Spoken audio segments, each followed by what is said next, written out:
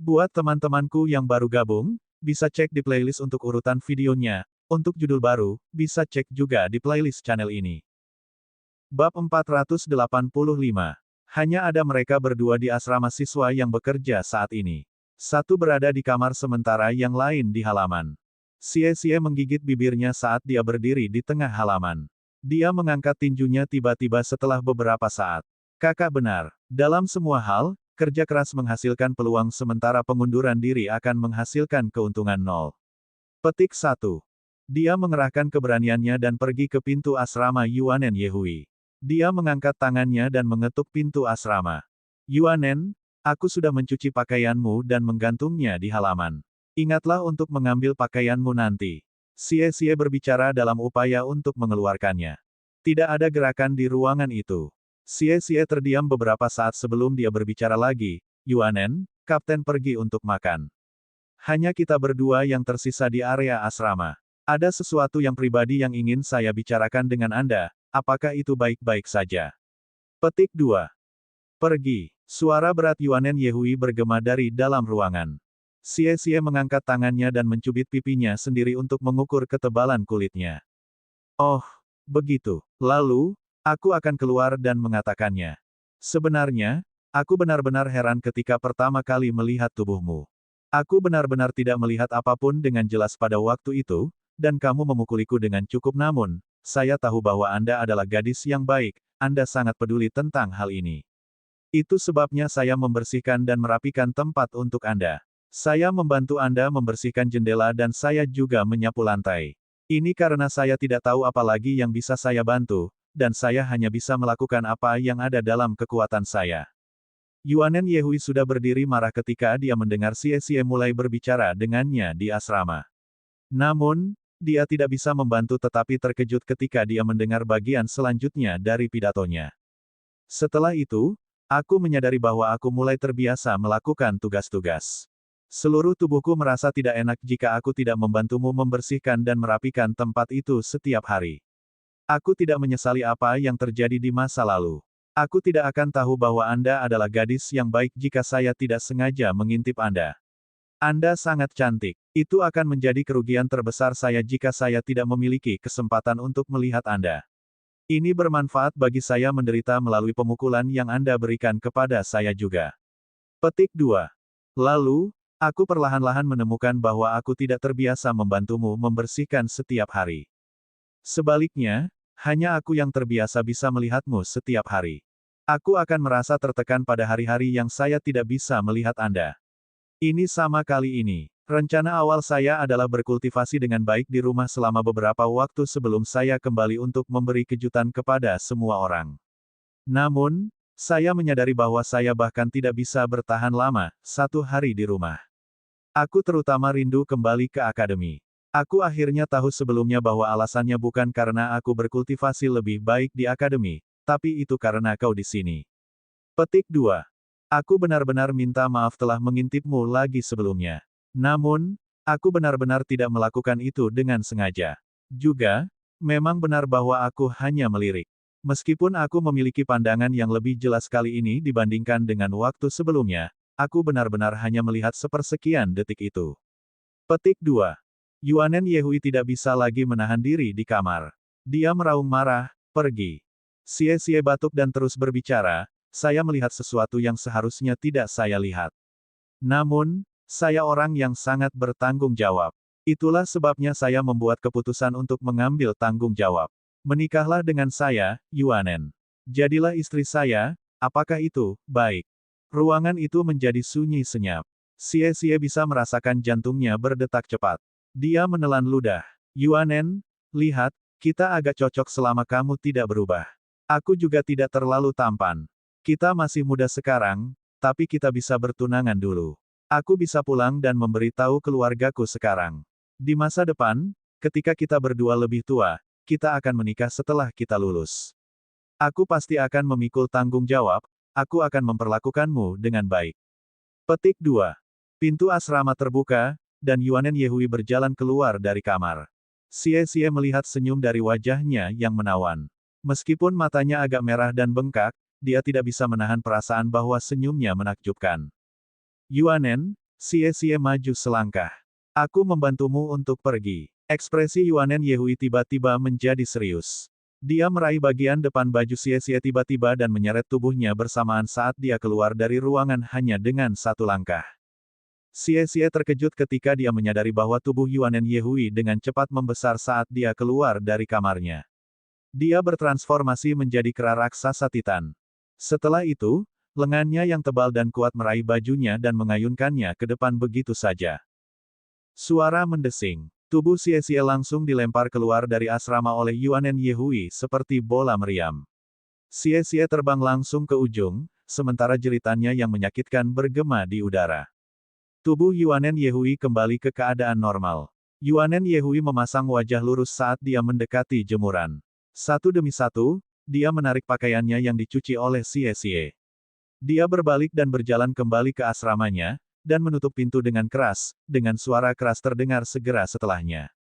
Lemparan Yuanen mendaratkannya di pohon besar. Itu adalah pohon besar di sebelah Spirit Ice Plaza. Xie akhirnya berhasil memanfaatkan cabang-cabang yang kuat untuk menghentikan dirinya agar tidak terbang ke depan, dan ia jatuh ke tanah. Bocah kecil ini ketakutan, dia terengah-engah. Dia menggaruk kepalanya saat dia berpikir. Apakah benar bagi saya untuk menyukai Yuanen? Dia terlalu agresif. Ini benar-benar terlalu agresif. Petik 1. Hah, itu trapeze terbang. Menarik, sangat menarik. Sebuah suara yang dipenuhi dengan Schadenfreude, 1, bergema di sekitarnya. Kenapa ada seseorang di akademi saat ini? Saya pikir semua orang pergi untuk liburan. Petik 1. Xie bingung ketika dia menoleh untuk melihat. Dia menemukan seorang pria parubaya dengan tinggi rata-rata, perawakan sedang, dan fitur wajah biasa menatapnya sambil tersenyum. Orang itu berambut pendek, dan matanya agak kecil. Namun, ia tampak sangat ramah. Dia mengeluarkan aura seorang paman di sebelahnya ketika mulutnya tersenyum. Xie memperhatikan bahwa salah satu gigi depannya hilang setengah. Dia memegang sapu di tangannya dan menyapu lantai. Paman, siapa kamu? Xie bertanya dengan bingung. Pria parubaya itu jengkel ketika dia menjawab, Paman. Apakah saya setua itu? Anak muda, saya melihat bahwa gerakan Anda sebelumnya sangat gesit.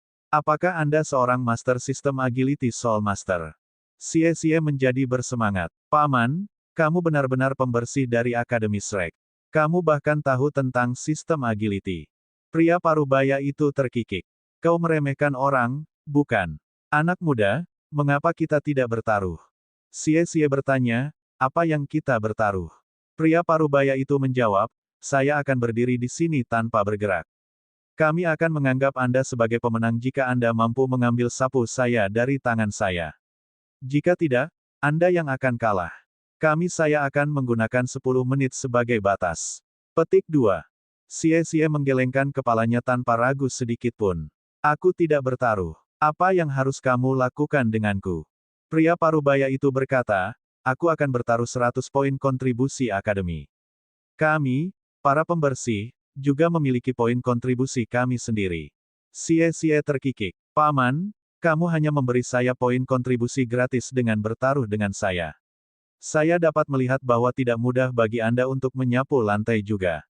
Mari kita lupakan saja. Pria parubaya itu menjawab dengan jijik, denganmu. Aku ingin memenangkan beberapa poin kontribusi darimu untuk mendapatkan sarapan. Aku tidak berharap kamu bahkan tidak memiliki keberanian untuk melakukannya.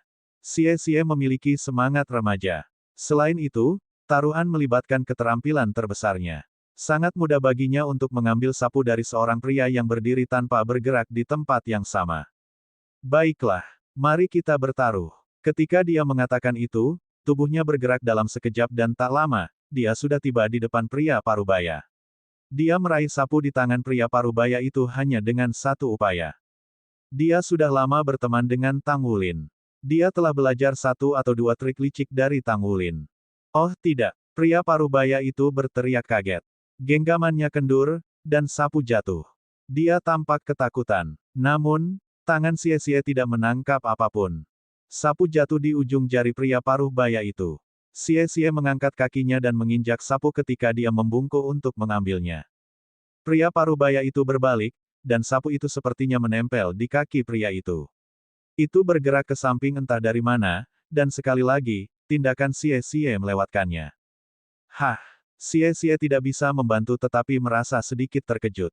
Dia bisa melihat dari dua gerakan ini bahwa pria parubaya itu sama sekali bukan orang biasa. Namun, daya saingnya juga terpicu. Tubuhnya bergerak dalam sekejap, dan kecepatannya meningkat 1 kali lipat. Dia meraih dan bergerak maju dengan cepat saat dia melepaskan jiwa bela dirinya. Sapu masuk ke tangan pria parubaya itu ketika dia sedikit menggerakkan ujung jari kakinya. Kemudian, mulutnya menampakkan senyum yang diarahkan pada Xie. Jam terus berdetak. Xie tidak mengucapkan sepatah kata pun. Dia melangkah dengan Ghost Shadow membingungkan Trek. Gambarnya melintas dengan goyangan tubuhnya. Sulit untuk segera menentukan posisi pastinya. Namun, sapu tampaknya menjadi hidup di tangan pria parubaya itu. Itu berputar dan terbang di udara terus-menerus.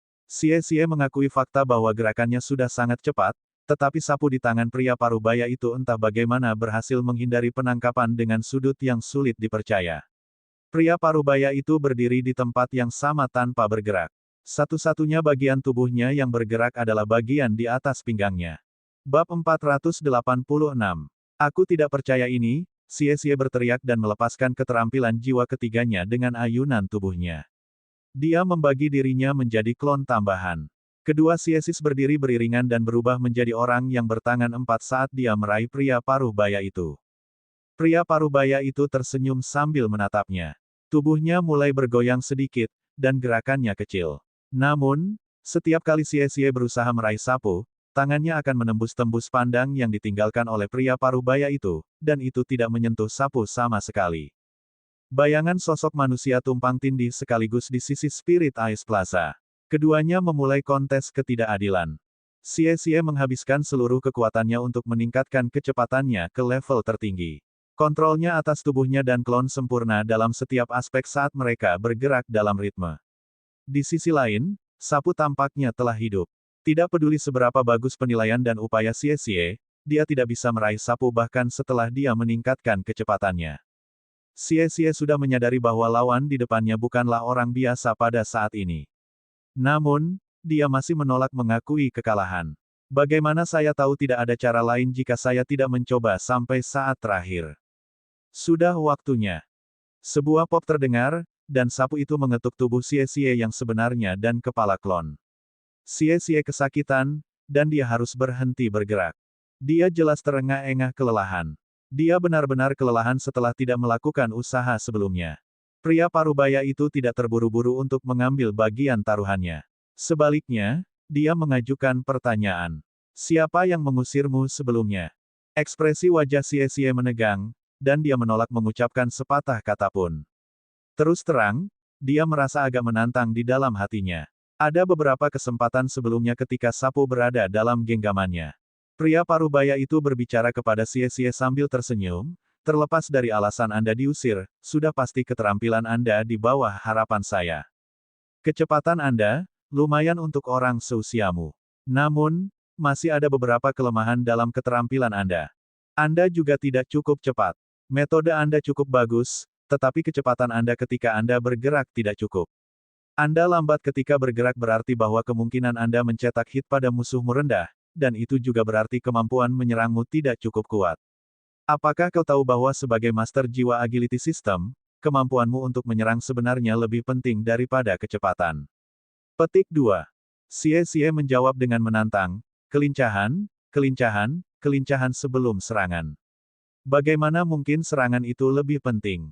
Pria parubaya itu berkata, ini karena serangan itu adalah fondasi untuk segalanya. Kecepatanmu mungkin cukup cepat untuk melawan lawan, tapi apa gunanya jika kamu tidak mampu menghilangkan lawan? Ada Mesha dan Battle Armor sekarang, siapa di antara mereka yang tidak memiliki kekuatan pertahanan yang mengejutkan? Tanpa serangan yang memadai, Anda hanya gesit karena pelanggaran Anda lemah. Angkat belati Anda. Petik 2. Xie masih memegang Light Dragon Dagger sejak dia melepaskan jiwa bela dirinya sebelumnya. Dia fokus pada menyambar sapu sebelumnya sehingga dia tidak menggunakan belati. Xie mengangkat belati naga cahaya secara tidak sadar. Pria parubaya itu tiba-tiba bergerak pada saat yang tepat ini. Xie merasakan pandangannya kabur saat belati naga cahaya di tangannya bergerak dengan lembut sekali. Pada saat berikutnya, dia merasakan sakit yang menusuk dari bahunya.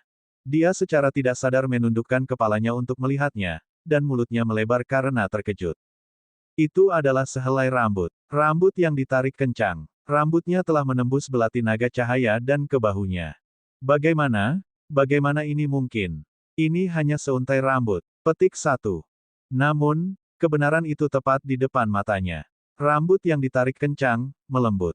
Xie merasakan Light Dragon Dagger-nya bergerak sekali, dan rambutnya dihancurkan oleh kekuatan jiwanya. Rasa sakit yang menusuk di bahunya tetap ada. Dia benar-benar merasa bahwa semua yang terjadi tidak dapat dipercaya. Kemampuanmu untuk menyerang berhubungan dengan kecepatan dan kekuatan. Ketika kamu telah mencapai tingkat kecepatan tertentu, dan menjadi mampu mengkondensasi kekuatanmu ke satu titik, saat itulah kemampuanmu untuk menyerang dapat naik ke level yang sama sekali baru.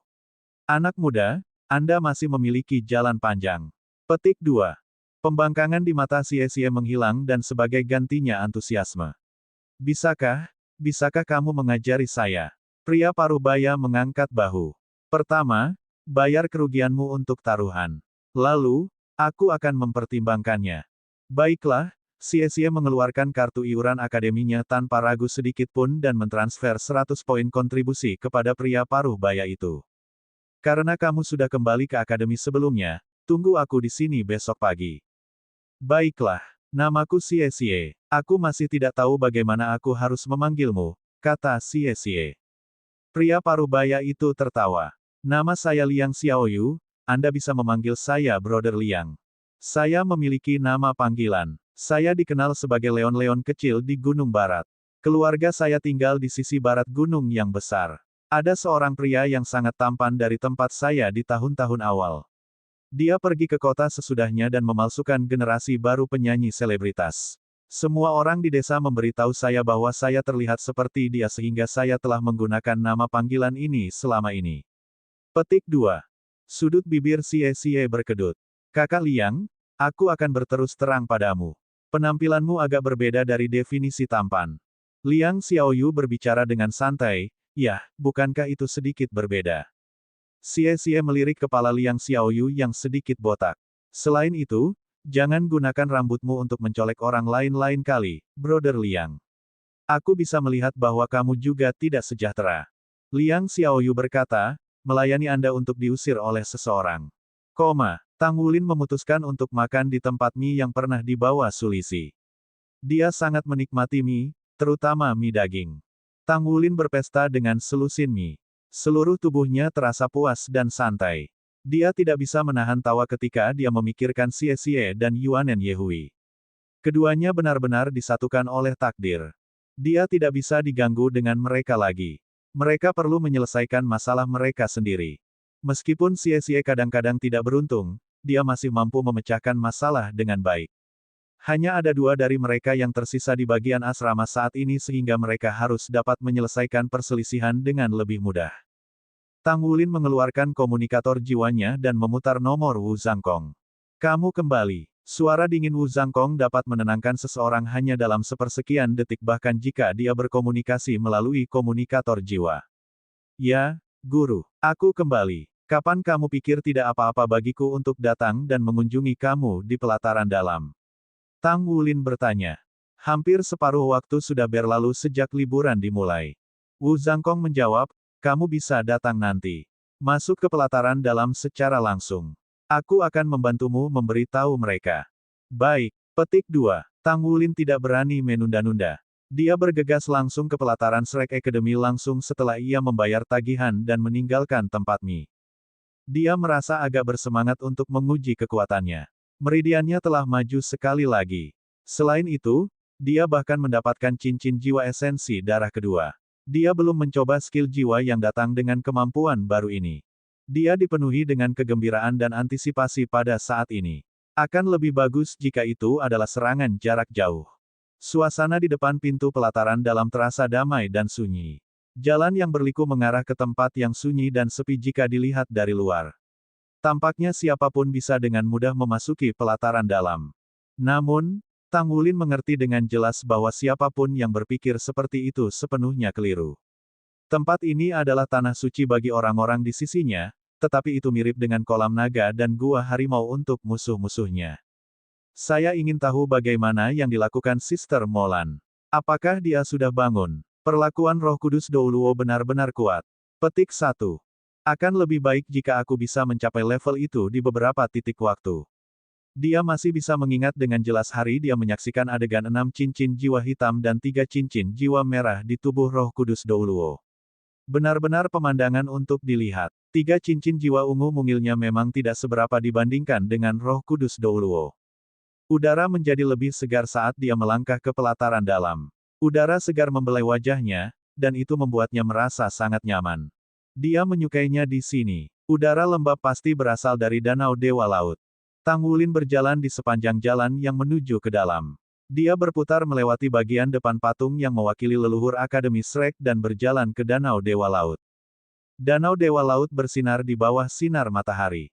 Air danau begitu jernih sehingga orang hampir bisa melihat dasar danau. Beberapa tanaman air mengambang di permukaan danau di kejauhan. Danau itu beriak dan penuh dengan tanda-tanda kehidupan.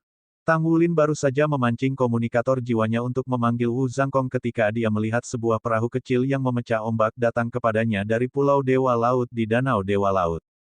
Perahu tidak bergerak sangat cepat. Wu Zhangkong mengenakan pakaian putih saat dia berdiri di haluan kapal. Tangannya tergenggam di belakang. Wu Zhangkong bergerak dengan ketenangan dewa yang tenang di bawah angin dingin yang berhembus di permukaan danau.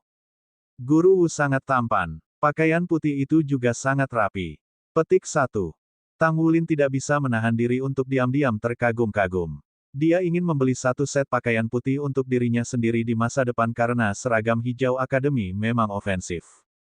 Perahu mendekat dengan mengiris busur melalui air dengan cara yang sangat alami dan berhenti secara horizontal di depan Tang Wulin. Naiklah ke kapal. Wu Zhangkong adalah orang yang menolak untuk berbasa-basi jika mungkin.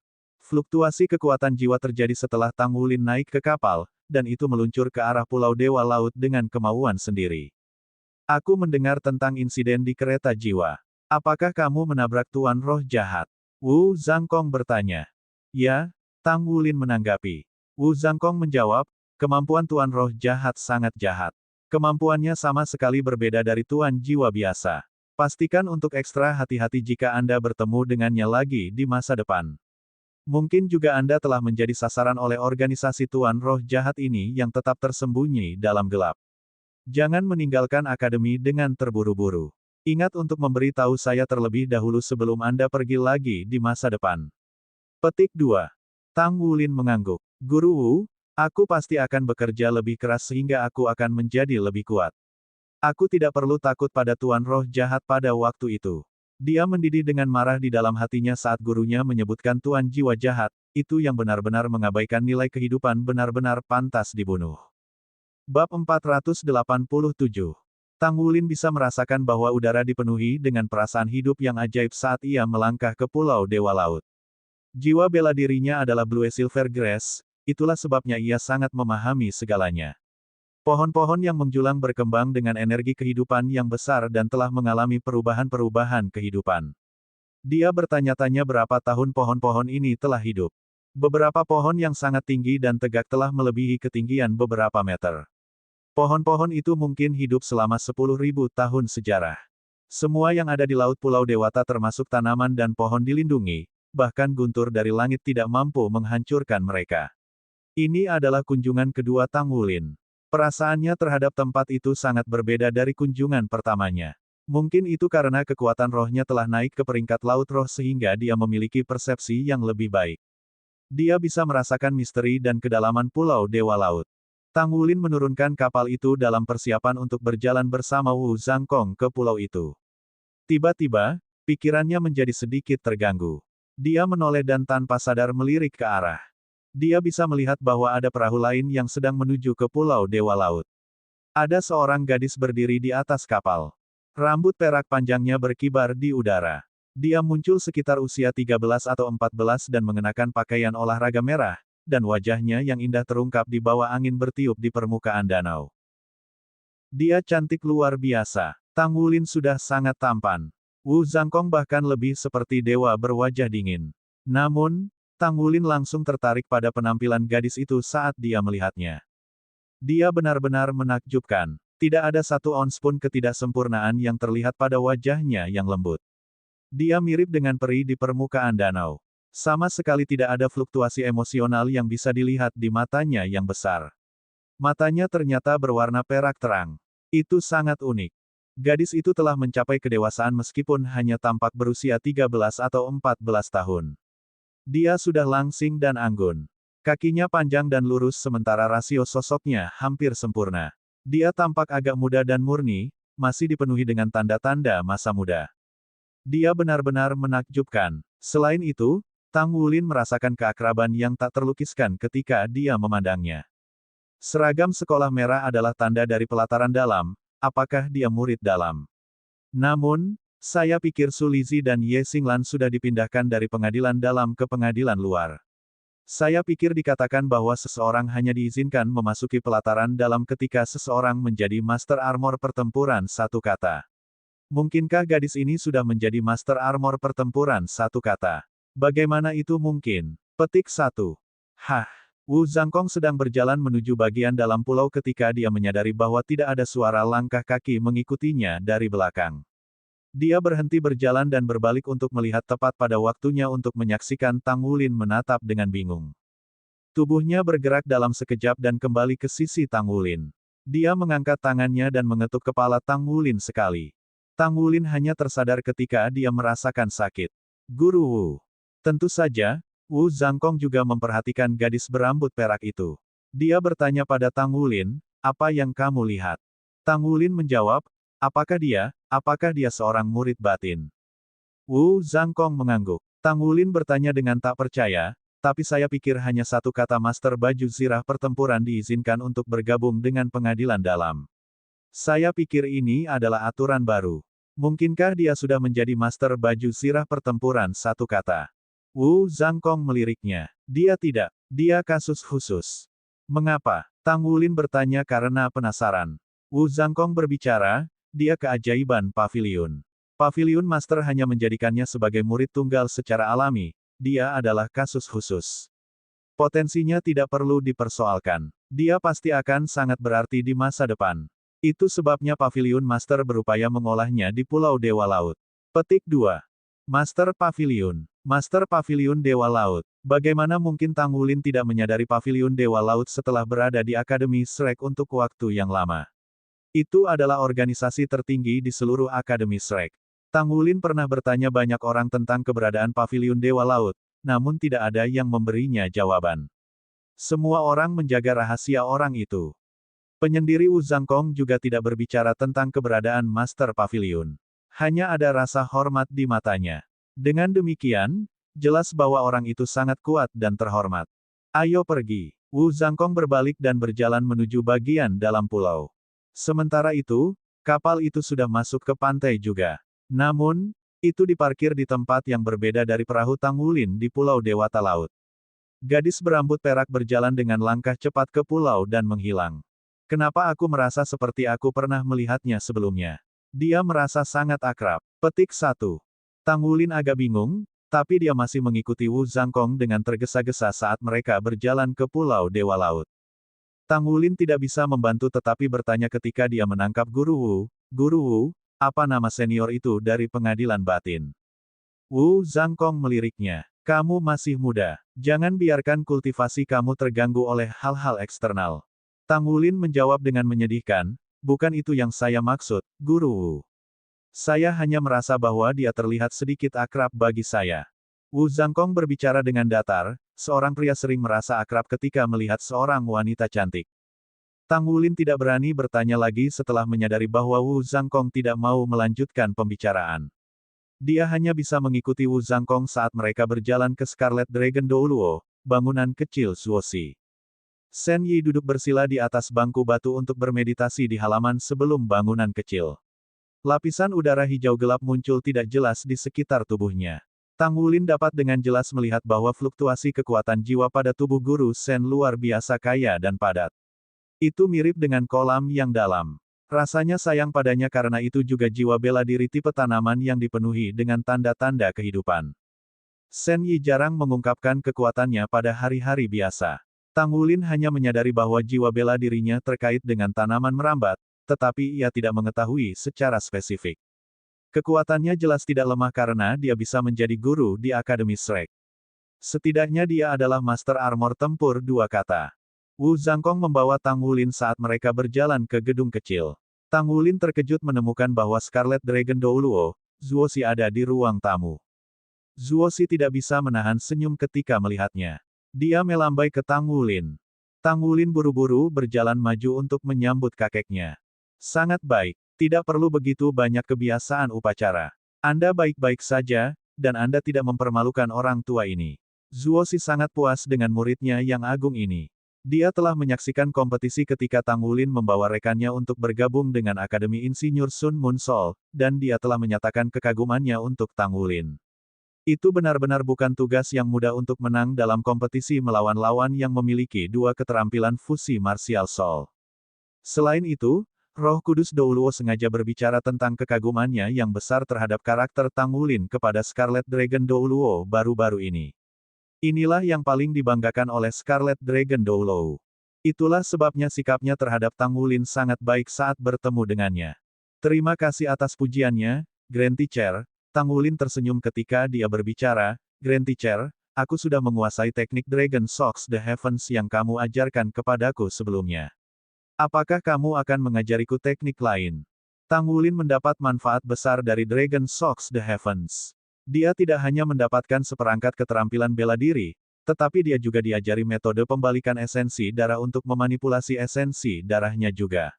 Tingkat pentingnya metode ini baginya hanya didahului oleh metode surga misterius. Zuoxi mengangguk. Tidak usah terburu-buru. Aku pasti akan mengajarimu. Namun, izinkan orang tua ini untuk melihat seberapa baik kamu membudidayakan naga mengejutkan surga terlebih dahulu. Datanglah ke halaman. Zuoxi berdiri dan berjalan menuju halaman luar setelah mengatakan itu. Tang Wulin berpikir untuk mengungkapkan dirinya pada saat ini. Dia baru saja menembus segel keempat Raja Naga Emas. Dia menerima cincin jiwa emas keduanya ketika kekuatan esensi darahnya memuncak lagi. Dia ingin melihat seperti apa tingkat efektivitas tempurnya setelah menembus segel keempat. Shen Yi tampaknya telah mendengar suara mereka. Dia sudah mengakhiri kultivasinya ketika mereka berjalan ke halaman. Scarlet Dragon berjalan ke tengah halaman dan melambai ke Tang Wulin. Dia berkata, "Ayo, jangan susah payah. Tunjukkan kepadaku naga Anda mengejutkan surga." Iya nih. Petik 2. Tang Wulin berjalan ke tempat 10 meter di depan Zuoxi sementara Wu Zhangkong dan Shen Yi berdiri di samping. Mereka memiliki pemahaman yang agak baik tentang kekuatan Tang Wulin. Perkembangan Tang Wulin setelah ia datang ke Akademi Shrek diakui secara universal.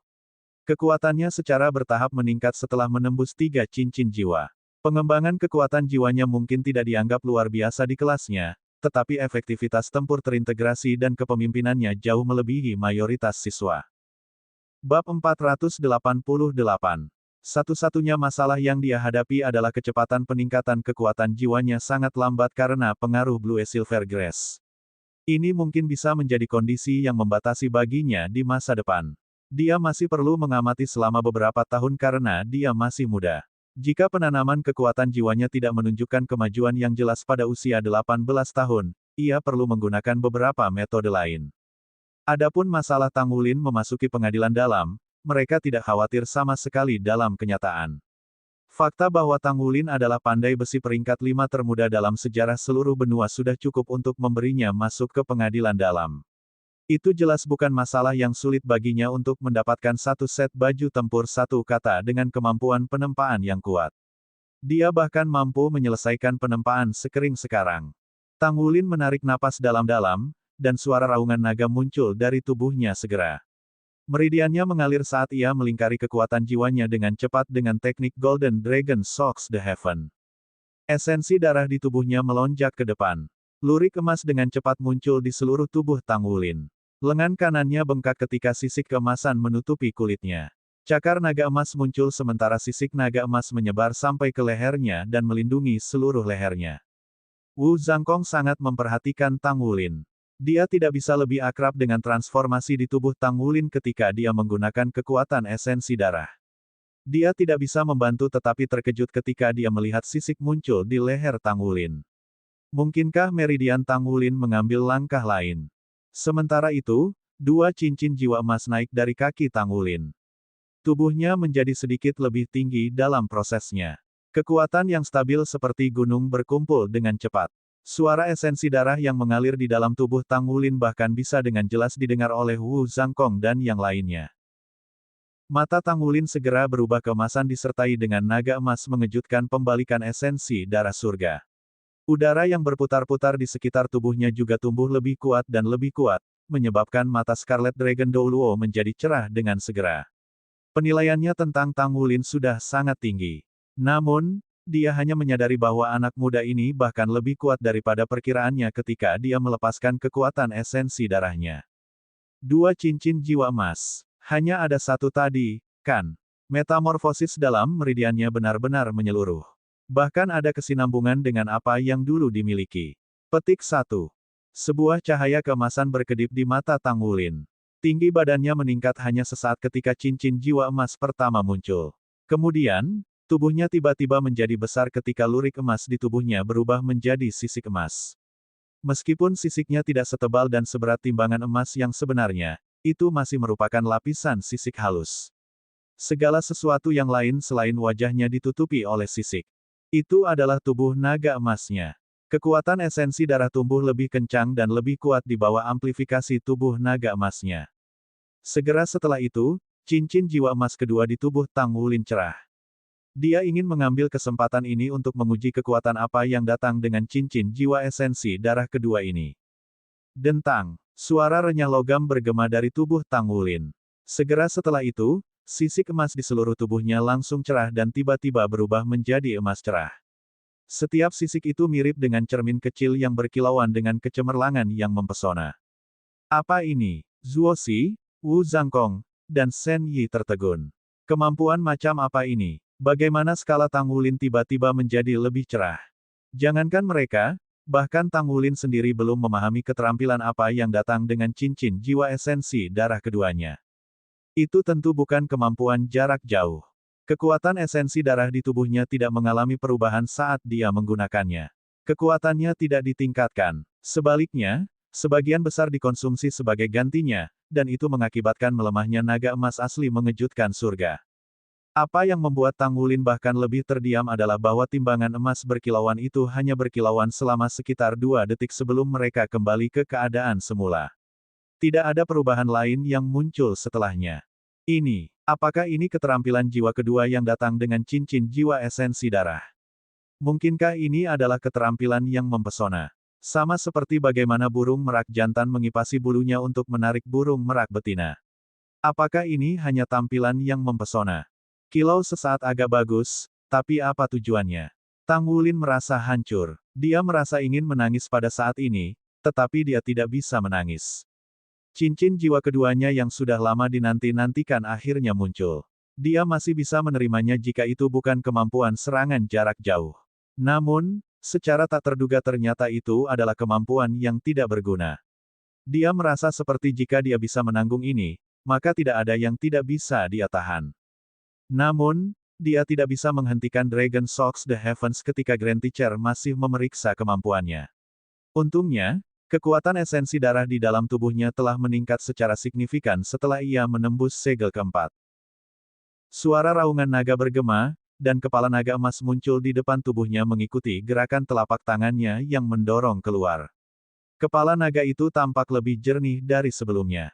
Orang bahkan bisa melihat ekspresi di kepala naga. Zuoxi mengerutkan alisnya sedikit, dan tubuhnya juga bergetar setelah itu. Ya dewa, esensi darah anak muda ini secara mengejutkan mempengaruhi jiwa bela diri saya. Dia bisa dengan jelas merasakan bahwa jiwa bela diri Scarlet Dragon-nya merasa takut. Tang Wulin mengangkat tangan kanannya. Tabir lampu merah menyala menghalangi tubuhnya, dan naga emasnya mengejutkan surga menembak tabir. Cahaya keemasan diwarnai dengan warna merah tua yang tersebar di mana-mana segera. Suara gemuruh yang dalam dan fluktuasi esensi darah yang keras memenuhi udara di halaman kecil. Tang Wulin merasa seperti esensi darahnya yang terbalik adalah seperti sungai Yangtze yang besar yang melonjak seperti banjir besar. Esensi darahnya mirip dengan 3 lapisan gelombang yang tumbuh lebih kuat setelah pendahulunya saat mengguncang selubung cahaya itu begitu keras sehingga menciptakan lingkaran cahaya berdesir. Warna emas berlangsung selama beberapa detik sebelum secara bertahap memudar ketika suara yang membangkitkan dari raungan naga secara bertahap mereda. Tabir cahaya akhirnya dihapus, dan Scarlet Dragon Douluo Zuozi mengangguk dengan memuaskan. Tidak buruk, naga emasmu mengejutkan surga sudah berada di 30% dari tingkat standar. Terus bekerja dengan baik. Aku akan membimbingmu dalam naga emas mengejutkan surga. Pembalikan esensi darah yang menyelesaikan naga emas mengejutkan surga hanyalah langkah pertama dari langkah ini. Zuozi menciptakan Scarlet Dragon Nine Moves, dan setiap gerakan menggunakan penggunaan esensi darah untuk kesempurnaan. Meskipun dia tidak mengatakannya secara lahiriah, dia semakin senang dengan Tang Wulin. Kekuatan esensi darah anak muda ini jauh lebih kuat daripada ketika dia di usianya. Kualitas meridian Tang Wulin juga lebih kuat dari jiwa bela diri Scarlet Dragon-nya sendiri. Dia memang kandidat yang paling cocok untuk mewarisi warisannya. Dia mencari tinggi dan rendah selama beberapa dekade dalam mencari seorang murid untuk mewarisi warisannya tetapi dia gagal. Dia benar-benar tidak menyangka akan memiliki seorang kakek buyut. Dia mulai mengajar Tang Wulin Golden Dragon mengejutkan surga segera. Tang Wulin belajar dengan serius. Namun, kebingungan di hatinya masih menghantuinya. Apa kemampuan cincin jiwa emas kedua itu? Itu benar-benar sia-sia karena hanya berkilauan sesaat. Aku harus bertanya pada Old Tang nanti. Petik 1. Zuozi berdemonstrasi ke Tang Wulin selama 1 jam sebelum dia mengizinkannya berkultivasi sendiri. Energi asal di Laut Pulau Dewata sangat berlimpah. Selain itu, ada sejumlah besar tanaman berumur. Ini adalah tempat yang paling cocok untuk Tang Wulin untuk bercocok tanam karena ia adalah seorang master sistem jiwa. Dia memanggil Old Tang di dalam hatinya saat dia berkultivasi.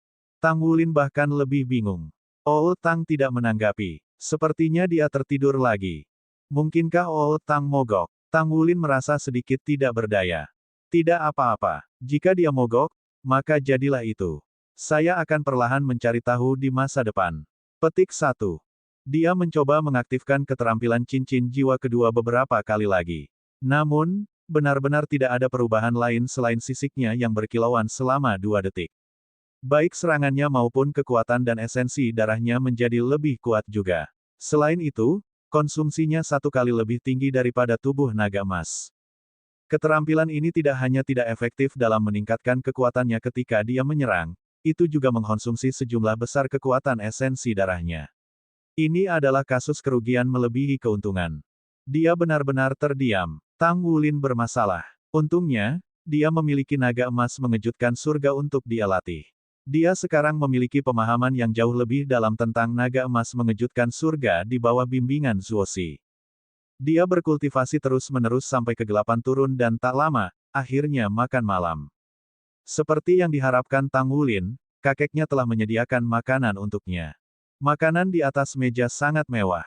Bahkan roti kukus hitam yang pernah dimakan Tang Wulin sebelumnya ada di sana. Dia tidak pernah belajar bersikap sopan ketika harus makan. Setelah itu, Zhou Xi menyaksikan cucunya membersihkan meja. Dia sudah menyiapkan banyak makanan untuk Shen Yi. Namun, ketika datang ke Tang Wulin, jumlah makanan yang dia makan bukanlah sesuatu yang bisa dibandingkan dengan orang biasa, makannya masih meningkat seiring dengan meningkatnya kekuatannya. Banyak energinya dikonsumsi setelah dia menghabiskan sepanjang sore berlatih dengan kekuatan esensi darahnya hari ini, dan makannya yang benar-benar mengerikan dapat dilihat saat dia mulai makan. Wulin, menilai dari cara kamu makan, apakah kamu pikir uang yang kamu peroleh dari menempa logam di masa depan sudah cukup untuk kamu habiskan untuk makanan? Shen Yi hanya bisa mengejek di meja makan. Tang Wulin terkikik. Guru Shen, kamu masih belum tahu ini. Penatua Feng akan menyiapkan makanan untukku selama aku tinggal di akademi. Ini adalah salah satu syarat yang dia setujui sebelum menjadi muridnya saat itu. Zuozi mengangkat alisnya. Feng Wuyu yang pelit itu bisa sangat murah hati. Tang Wulin bisa merasakan bahwa kakeknya sangat menyukainya sehingga dia tidak membatasi dirinya lagi. Ya, kakekmu sangat luar biasa. Grand Teacher, aku belajar menempa dari Paman Master selama kurun waktu ketika aku berada di Heaven Dou City. Paman Master mengatakan bahwa aku bisa langsung dipromosikan menjadi pandai besi pangkat 6 setelah aku mengolah 4 cincin. Petik 2. Tatapan Zuozi bergeser, menjadi pandai besi 6 peringkat dengan hanya 4 cincin. Kalau begitu, Apakah tidak apa-apa bagimu untuk mengkonsumsi harta di bawah langit dan bumi sehingga kamu bisa mengolah menjadi 4 cincin? Bab 489. Tang Wulin menggaruk kepalanya. Saya pikir itu harus dilakukan. Namun, sepertinya hanya memakan harta surga dan bumi murni untuk meningkatkan kekuatan jiwa sepertinya itu mungkin tidak terlalu bermanfaat untuk penanaman di masa depan. Ekspresi Zuosi menjadi serius. Wulin, ingat ini. Tidak benar menjadi seorang pria yang rentan terhadap penerbangan mewah, terutama ketika berkultivasi. Aku tidak tahu siapa pamanmu tapi tidak menganggap kata-katanya terlalu serius. Pandai besi adalah profesi paling sulit untuk disempurnakan di antara 4 subprofesi. Anda harus gigih mengembangkan dan memperkuat diri sendiri. Jangan mudah jatuh cinta pada klaim orang lain. Apakah Anda mengerti? Petik 2. Ya, Tang Wulin tidak berani berbicara lagi setelah menyadari bahwa Zuosi tidak senang. Sementara itu, serangkaian tawa tiba-tiba terdengar dari luar. Hahaha, kau orang tua, Zuosi. Orang tua ini ada di sini. Seorang pria berjalan dari luar mengikuti suara itu. Bukankah itu naga pembara Douluo Feng Wuyu yang baru saja dibicarakan semua orang? Tang Wulin buru-buru berdiri dan memberi hormat kepada Feng Wuyu dengan hormat. Guru. Feng Wuyu mengangkat tangannya dan menamparnya dengan keras. Kerja bagus, dasar bocah cilik. Kamu tidak datang ke tempat gurumu saat kembali. Sebaliknya, kamu lari ke sarang tua seseorang. Apa yang bisa diajarkan oleh orang yang tidak berpengalaman dan bodoh seperti dia mengajarimu? Retak. Zuosi mengangkat tangannya dan menamparkan meja. Dia berkata dengan marah, orang tua gila, Anda pasti mencari masalah. Bagaimana saya tidak berpengalaman dan tidak tahu? Jangan berbicara sembarangan di depan murid besar saya. Jangan salahkan orang tua ini karena tidak pengertian karena mengusir Anda. Petik 2. Feng Wuyu mengejek dengan jijik. Tidak perlu bagimu untuk bertindak luar yang tangguh dan bertengkar denganku. Biarkan aku bertanya, apakah kamu tahu siapa yang mengevaluasi Tang Wulin? Zuosi menjawab dengan tidak menyenangkan, bagaimana saya tahu itu? Mungkinkah tuan pamannya adalah murid kakak laki-laki Anda? Apakah Anda memiliki murid kakak laki-laki yang pandai besi? Feng Wuyu menjawab, aku tidak. Tuan pamannya adalah generasi yang lebih muda dari kita. Zuosi berkata, jadi, apakah saya mengatakan sesuatu yang salah? Seorang anak di usia Tang Wulin paling mudah dipengaruhi oleh pujian. Itu mungkin mengakibatkan dia menjadi impulsif. Mengapa Anda tidak setuju ketika saya hanya mengetuk akal sehat padanya? Cepat pergi jika Anda tidak memiliki hal lain untuk dilakukan. Saya kehilangan makan setelah melihat Anda. Petik 2. Feng Wuyu tidak merasa kesal. Dia berkata sambil tersenyum, saya pasti akan pergi. Namun, saya hanya akan pergi setelah saya selesai menamparkan wajah Anda. Murid saya ini masih memiliki guru tempa lain. Namanya Mu Chen. Anda harus tahu Mu Chen, benar. Dia adalah presiden cabang asosiasi pandai besi di Issea City sebelumnya. Dia adalah pengrajin Sein-Sein peringkat 8. Kakak lelakinya yang senior adalah paman master yang dibicarakan oleh Tang Wulin. Namanya seperti Zhen Hua, Wulin. Petik 2. Tang Wulin menatap gurunya dan kemudian dia memandang guru agungnya. Dia bahkan tidak berani membuat suara sama sekali. Jadi bagaimana kalau dia Zhen Hua, itu hanya 6 kata sederhana. Namun, ketika kata terakhir diucapkan, Zuosi kehilangan kendali pada fasad tenang yang dia pertahankan. Zhen Hua pandai besi surgawi. Dia saat ini adalah satu-satunya pengrajin suci di benua itu.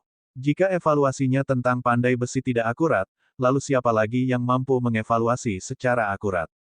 Feng Wuyu menepuk pipinya. Dia memiliki senyum aneh di wajahnya. Oh tidak, itu benar-benar membuat suara tepuk tangan. Zuo tua, aku yakin wajahmu sakit. Enyahlah. Zuosi meraung marah. Tinjunya diarahkan ke Feng Wuyu saat dia menyerang ke depan. Feng Wuyu tertawa terbahak-bahak. Lengan bajunya yang besar melilit tangan Zuosi hanya dengan lambaian tangannya.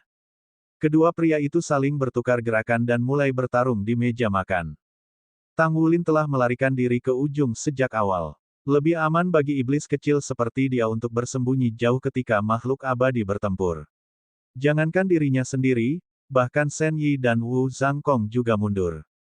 Shen Yi terdengar agak enggan ketika dia berkata, ini dia lagi. Akan selalu ada beberapa hari dalam sebulan ketika mereka terlalu bosan, dan mereka akan saling bertarung. Wu Zhangkong melambaikan tangannya ke Tang Wulin. Mereka tidak akan segera selesai. Pergi dan berjalan-jalan dulu. Jangan berjalan terlalu jauh, dan jangan memasuki zona terbatas. Tang Wulin melirik Wu Zhangkong dengan menyedihkan. Tapi, Guru, aku belum selesai makan. Wu Zhangkong berkata dengan tidak menyenangkan, aku akan meninggalkan beberapa makanan untukmu ketika kamu kembali di malam hari. Pulau Laut Dewa benar-benar tidak memiliki ruang untukmu dengan seleramu itu. Mereka sangat khusus tentang bahan makanan mereka di Pulau Dewata Laut. Meskipun makanan di sini tidak sebanding dengan milik Zhenhua karena asetnya yang luar biasa, tidak ada banyak perbedaan dengan Tang Wulin. Namun, itu tidak bisa menahan makannya. Mereka memiliki sejumlah besar makanan dan mampu menyediakan untuk semua orang. Bukan masalah besar untuk menambahkan orang lain. Namun, penambahan orang seperti Tang Wulin berarti masalah. Dia bisa makan bagian dari 10 orang sendirian. Tang Wulin dengan enggan meninggalkan pondok kayu. Sudah senja di luar. Udara di Pulau Dewa Laut sangat segar dan lembab. Dia menarik napas dalam-dalam dan merasa seolah-olah energi kehidupan langsung diserap ke dalam tubuhnya. Dia tidak merasa lapar lagi meskipun dia hanya setengah kenyang dari makanan sebelumnya. Tang Wulin berjalan santai di sekitar Pulau Dewa Laut. Dia secara khusus berjalan menuju area yang padat dengan tanaman. Dia merasa lebih nyaman ketika dia berjalan di daerah itu dengan lebih banyak tanaman. Tuan pamannya pernah mengatakan kepadanya bahwa dia perlu menumbuhkan kekuatan jiwanya di tempat dengan energi kehidupan yang meriah. Hanya dengan begitu dia akan dapat menghasilkan 2 kali hasil dengan setengah upaya. Tempat seperti Sigat Island sama sekali tidak kekurangan karakteristik seperti itu. Ini adalah tempat yang cukup bagus, dan itu juga tempat yang cukup bagus. Tanpa sadar, Tang Wulin perlahan-lahan berjalan ke kedalaman Pulau Dewa Laut. Daerah di pulau kecil ini yang melayang di Danau Dewa Laut tidak dianggap terlalu besar. Namun, karena tanaman padat yang telah tumbuh selama bertahun-tahun, sulit untuk melihat situasi di bagian dalamnya. Tang Wulin juga menemui beberapa tempat yang dia identifikasi sebagai area terlarang di sepanjang jalan. Dia buru-buru berputar-putar dan tidak berani bertindak gegabah. Bagaimanapun, ini adalah Pulau Dewa Laut. Dia tiba-tiba mendengar suara tawa perak, seperti bel yang bergema dari tempat di depan saat dia berjalan. Tawa itu terdengar agak akrab baginya. Dia tanpa sadar mengambil beberapa langkah maju untuk mendekati tawa itu. Dia melihat ke arah mana tawa itu berasal. Pandangannya menembus sebatang cabang pohon. Tang Wulin melihat 2 tanaman merambat yang tergantung dan papan yang rapat di antara tanaman merambat di tebing yang tingginya sekitar 20 meter. Yang mengejutkan, itu menyerupai ayunan. Ada seorang pria muda yang sedang duduk di ayunan pada saat ini. Pria muda itu memiliki penampilan yang sangat tampan dan bersemangat dengan kualitas yang bagus. Ini adalah pertama kalinya Tang Wulin melihat pemuda ini. Pria muda itu berusia sekitar 27 hingga 28 tahun. Tatapannya lembut, dan dia tampak seperti orang biasa tanpa adanya aura yang kuat. Namun, dia tidak sendirian di ayunan. Masih ada orang lain yang duduk di pangkuannya. Orang itu secantik gambar. Ada senyum di wajahnya saat dia duduk di paha pemuda itu dengan tangan melingkari lehernya. Dia menyandarkan kepalanya ke bahunya. Tawa seperti lonceng perak berasal dari dirinya. Tidak ada yang menggerakkan ayunan itu, tetapi ia berayun sendiri. Mereka seperti sepasang kekasih abadi yang pengasih. Tang Wulin menelan ludah. Tidak ada rasa iri di matanya tetapi hanya rasa takut. Itu benar, itu adalah ketakutan. Dia tidak kenal dengan pemuda yang duduk di ayunan. Namun, dia berkenalan dengan wanita cantik yang duduk di pangkuan pemuda itu. Dia baru saja bertemu dengannya. Apakah dia bukan Yang Mulia Roh Kudus Douluo Yali yang bahkan tuan pamannya, pengrajin surgawi Zhenhua, dialamatkan sebagai senior dalam kekaguman dan pemujaan. Roh Kudus Douluo sedang duduk di pangkuan pemuda itu. Ini. Tang Wulin merasa saat dunianya hampir hancur. Dia terus menatap dengan bingung. Pada saat yang tepat ini, ayunan yang berayun perlahan berhenti. Yali tersenyum lembut di buayan pemuda itu. Bocah laki-laki ada di sini. Kami membuatnya takut. Ayo pergi. Wajah menawan Yali sedikit memerah. Dia melirik ke arah di mana Tang Wulin berada. Garis cahaya putih bersinar dengan mengangkat tangan kanannya. Cahaya putih dan sosok mereka secara bersamaan menghilang ke udara tipis di detik berikutnya. Jika ayunan itu tidak masih bergoyang dengan lembut, Tang Wulin akan berpikir bahwa semua yang baru saja dia saksikan adalah halusinasi. Bagaimana itu mungkin? Roh Kudus Douluo sebenarnya duduk di tangan seorang pria muda. Ini benar-benar menghancurkan semua pandangannya di dunia ini. Petik 1. Tang Wulin menelan seteguk air liur. Aku harus cepat kembali. Saya harap saya tidak melihat sesuatu yang seharusnya tidak saya lihat. Petik 1. Dia berbalik dan berjalan kembali ke tempat asalnya. Dia hanya mengambil beberapa langkah ketika seseorang mendekat dari depan. Orang itu mengenakan pakaian merah dengan rambut perak. Dia benar-benar indah dan tanpa cacat. Bukankah itu gadis yang kulihat di pantai ketika aku baru saja tiba di Pulau Laut Dewa hari ini? Saat ini sudah senja. Itu gelap, dan gadis itu benar-benar terlalu cantik. Kegelapan malam itu sama sekali tidak mampu menyembunyikan sinarnya. Bab 490. Jalannya sempit dan keduanya berjalan langsung di arah satu sama lain. Tang Wulin telah melihatnya, jadi wajar jika dia juga melihat Tang Wulin. Ketika mereka melakukan kontak mata, keduanya terkejut. Tang Wulin sangat jauh di pantai sebelumnya. Selain itu, dia tidak menggunakan mata setan ungu sehingga dia tidak melihat dengan jelas saat itu. Pada saat yang tepat ini, mereka berada dalam jangkauan satu sama lain ketika mereka saling berhadapan. Ketika Tang Wulin melihat penampilan wajah gadis itu, dia berkata, "Naer." Gadis berambut perak itu tertegun saat dia menatap Tang Wulin. Awalnya, dia bingung, tetapi lapisan kelembaban perlahan-lahan naik di matanya. "Oh!" Dia tiba-tiba berteriak. Tang Wulin belum bereaksi terhadap situasi ketika dia sudah terjun langsung ke pelukannya. "Naer, ini Naer. Ini lebih Naer." Petik 1.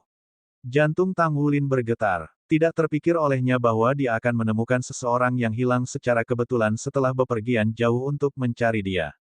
Gadis yang begitu akrab dengannya, dan juga sangat cantik, sebenarnya Naer. Naer baru berusia 6 tahun ketika dia pergi pada masa itu. Naer masih seorang gadis saat itu sedangkan Naer saat ini seharusnya sudah melebihi usia 12 tahun. Perubahan pada seorang gadis yang tumbuh dari usia 6 tahun menjadi 12 tahun sangat besar. Ini mengakibatkan kegagalan Tang Wulin untuk mengenalinya saat pertama kali melihatnya. Namun, mereka masih menghabiskan beberapa tahun hidup bersama ketika mereka masih muda. Tang Wulin terlalu akrab dengan penampilan dan aroma Naer. Dia memanggilnya dalam upaya untuk mengkonfirmasi kecurigaannya, usahanya ternyata berhasil. Itu benar-benar Naer. Naer memegang Tang Wulin dengan erat. Tubuhnya yang ramping gemetar sedikit karena kegembiraan. "Saudaraku, benarkah itu kamu? Benarkah itu kamu?" Naer melompat dan melompat-lompat kegirangan.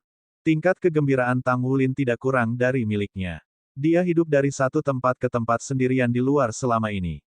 Dia tangguh dan berani, tetapi di lubuk hatinya yang paling dalam, penderitaan yang paling dalam yang menghantuinya adalah keluarganya. Naer dan orang tuanya pergi. Ia menjadi seorang pria yang sendirian, dan ia menjadi yatim piatu.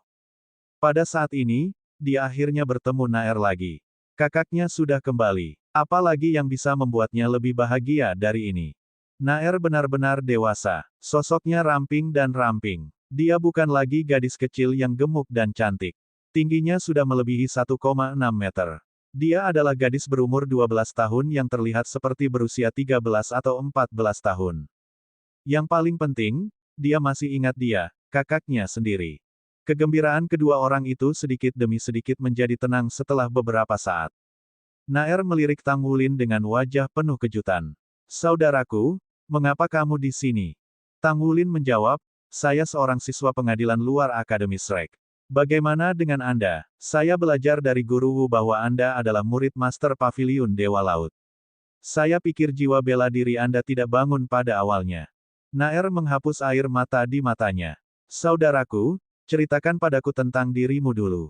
Bagaimana kamu bisa melewati ini selama bertahun-tahun?" Mata Tang Wulin memerah segera setelah mendengarkan pertanyaannya. Hidup benar-benar tidak mudah baginya selama bertahun-tahun. Dia segera menceritakan semua tentang pertemuannya setelah Naer pergi. Naer juga mengerutkan kening ketika dia mengetahui bahwa orang tuanya pergi tanpa alasan. Langit sudah gelap ketika Tang Wulin selesai menceritakan kisahnya. "Bagaimana denganmu, Naer?" Tang Wulin bertanya, sangat prihatin. Pada saat yang sama, komunikator jiwa di tubuhnya tiba-tiba berdering. Tang Wulin mengambil komunikator dan melihat bahwa itu Wu Zhangkong yang menelepon. Guru Wu, Tang Wulin buru-buru mengangkat komunikator. Kembalilah dengan cepat, Wu Zhangkong berbicara dengan suara dingin. Ya, Tang Wulin menanggapi.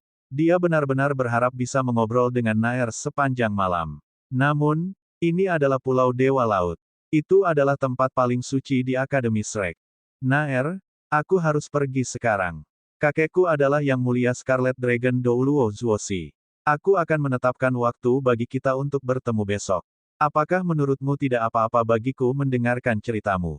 Ya, jawab Naer imut sambil mengangguk. Tang Wulin membuka tangannya dan memegang adiknya lagi. Dia menetapkan waktu dan tempat untuk pertemuan besok dengan Naer sebelum dia pergi terburu-buru. Naer berdiri di tempat yang sama dan menatap penuh kasih sayang setelah sosok kakaknya yang akan pergi.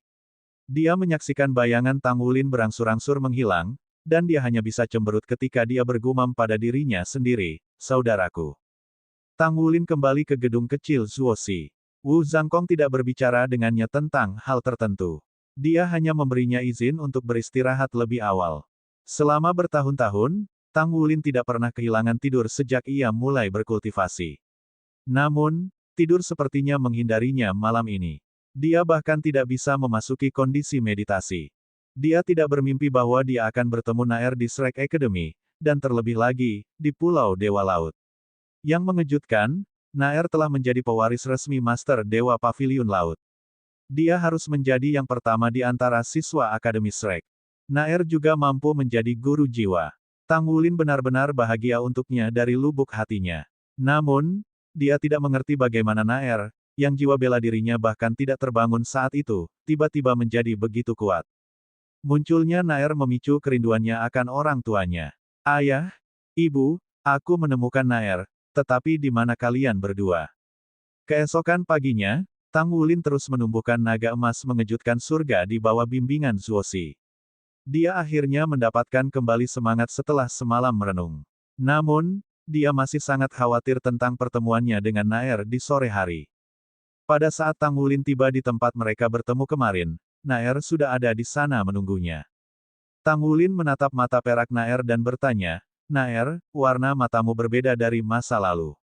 Bagaimana ini bisa terjadi? Naer tersenyum. Sudah seperti ini sejak jiwa bela diri saya terbangun.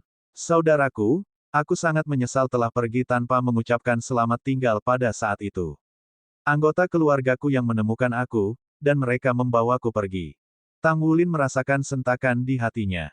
Kamu menemukan anggota keluargamu. Naer mengangguk. Mereka menemukan saya dan membawa saya kembali ke keluarga. Mereka juga mengadakan upacara. Tak lama setelah itu, jiwa bela diri saya terbangun. Tang Wulin bertanya, apa yang terjadi setelah itu? Naer menjawab, keluarga saya mengirim saya ke sini ketika saya berusia 8 tahun. Saya secara resmi mengakui guru sebagai guru saya dan mulai berkultivasi. Sejak itu saya tinggal di sini. Perjumpaan saya jauh lebih menarik daripada pertemuan Anda.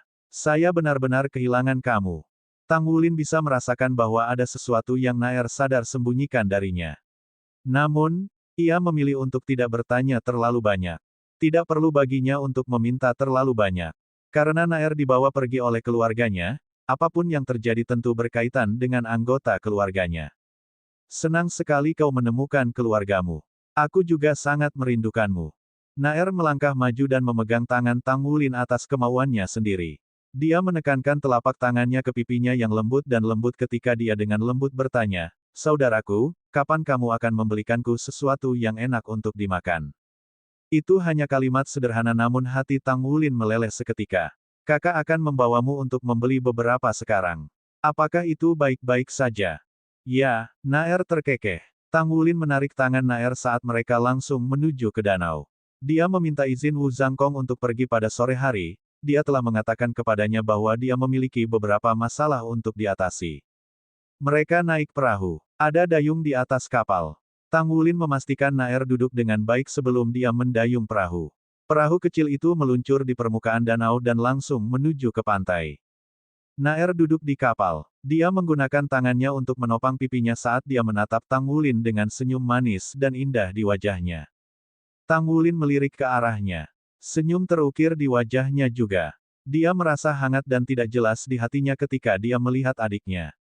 Akhirnya dia merasa seperti di rumah lagi. Tang Wulin akan selalu menganggap Naer sebagai keluarganya bahkan jika dia sudah menemukan anggota keluarganya.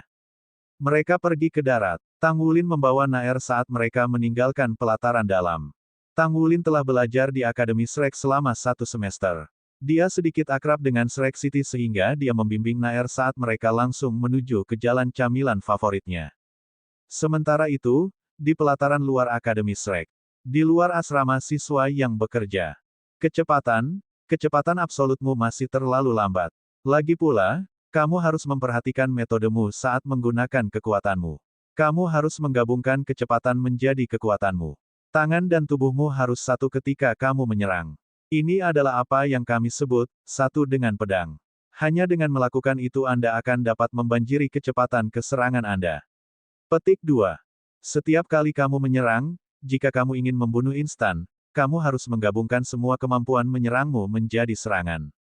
Kekuatan, kecepatan, kekuatan, jiwa bela diri, keterampilan jiwa, kesempatan, akumulasi, dan segala hal lainnya sangat penting untuk satu serangan ini. Petik 2. Xie merasakan impulsif terburu-buru saat dia mendengarkan narasi Liang Xiaoyu. Dia merasa seperti berada di puncak pencerahan. Narasi Liang Xiaoyu telah sepenuhnya membuka pintu baru baginya. Shrek Academy sangat khusus mengizinkan siswa untuk menjelajah sendiri. Para guru mengarahkan siswa ke sekte, tetapi proses kultivasi tergantung pada upaya individu. Siswa dapat mengajukan pertanyaan ketika mereka perlu, tetapi mereka masih perlu menghabiskan beberapa poin kontribusi untuk pertanyaan yang mendalam. Tidak ada yang pernah memberinya penjelasan rinci seperti yang dilakukan Liang Xiaoyu. Xie memahami masalahnya dengan sangat baik. Serangannya benar-benar tidak memadai. Jika kemampuan menyerangnya tidak meningkat, dia tidak akan pernah bisa membuat perbedaan di medan perang tidak peduli seberapa cepat dia. Dia belum pernah menggunakan kekuatan penuh Light Dragon Dagger dan Shadow Dragon Dagger. Liang Xiaoyu terus menunjukkan kepada Xie saat dia menjelaskan sehingga Xie dapat mengalami pengetahuan rahasia bahwa dia mengajarnya pada tingkat yang lebih dalam.